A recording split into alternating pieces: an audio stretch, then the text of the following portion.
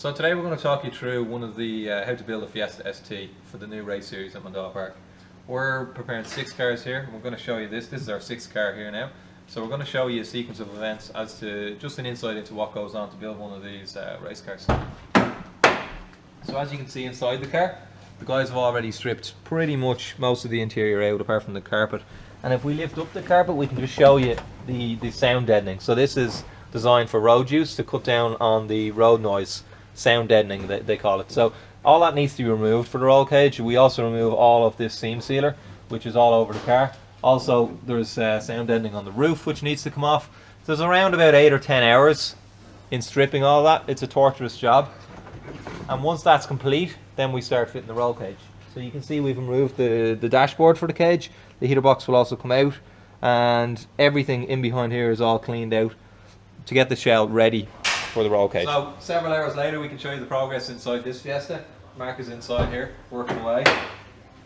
You can see all the deadening that he's removed so far. It weighs, when you add it all up, it weighs quite a lot, and we need to get the floor as clean as possible for the paint job. Mark has a special scraper here which we use just to help get the deadening off the floor.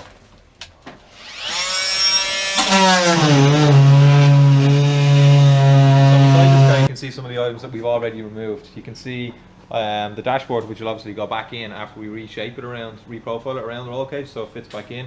Door cards, all the carpets, all the bits and pieces. Most of this will end up going in the bin. Obviously everything is reduced for weight reasons. So this is another one of our Fiestas which is a little bit further along in terms of build. We're going to give you a look inside. As you can see on the floor, all the sound deadening has been removed everywhere, and also the seam sealer all over the car. You can see the roll cage is now complete.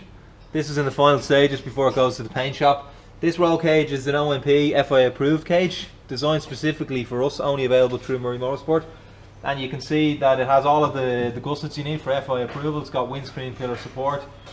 And you can also see the seat rails which our fabricators have fitted here, elongated so that we can put different size seats in, and the rails will give plenty of adjustability on this.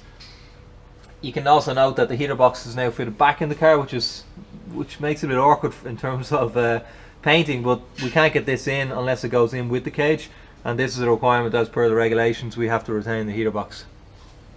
Okay, so this Fiesta is just back from the body shop. This is furthest along in terms of progression of the 6 cars we have. So you can see inside the whole car is obviously painted white. The standard wiring loom is back in. We must retain all the original wiring loom. Next job is to put all the bits and pieces into it.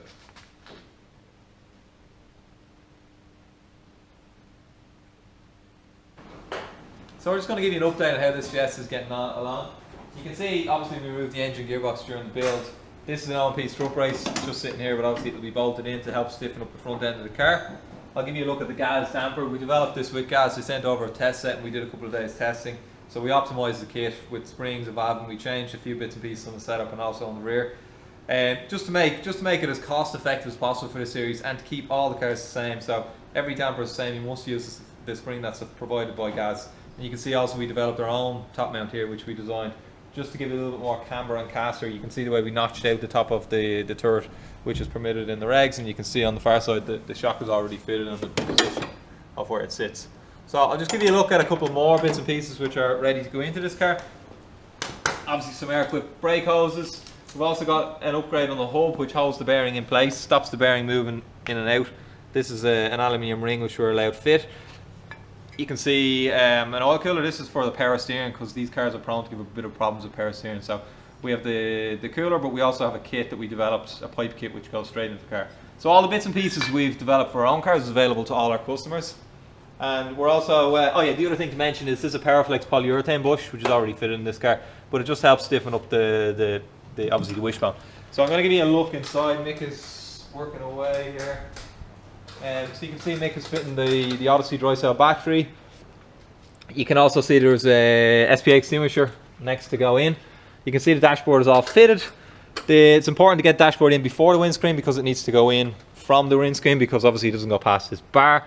And you can see the mass switch is fitted. So the car is progressing pretty well. We'll be back with a final video just to give you a look at the finished product when it's done.